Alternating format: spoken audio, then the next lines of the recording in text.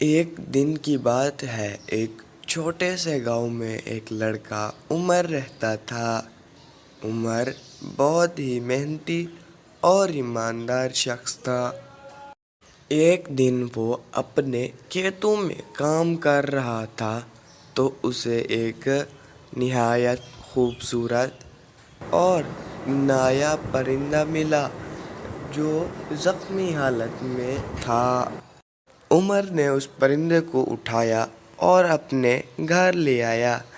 جب عمر گھر پہنچا تو اس نے اس پرندے کی بہت خدمت کی، اس کو ٹھیک کرنے کے لیے بہت زیادہ کوشش کی۔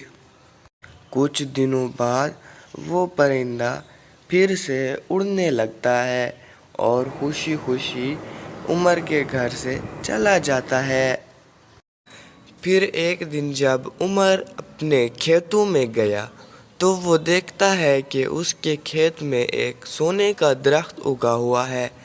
وہ یہ دیکھ کر بہت ہی زیادہ حیران ہو جاتا ہے اور وہ پودا روزانہ سونے کے سکے پیدا کرتا تھا۔ وہ روزانہ ان سکوں کو جمع کرتا تھا جس سے اس کی زندگی بہتر ہو گئی۔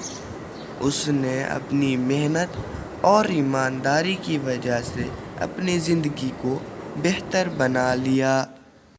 احمد نے گاؤں والوں کی بھی بہت مدد کی۔ اس نے گاؤں والوں کی مشکلات کو دور کرنے کی بہت کوشش کی اور سب سے عزت و محبت حاصل کر لی۔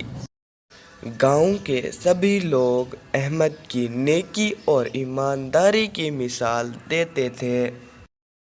دوستو، ہمیں اس کہانی سے یہ سبق ملتا ہے کہ نیکی اور ایمانداری کا ہمیشہ صلہ ملتا ہے۔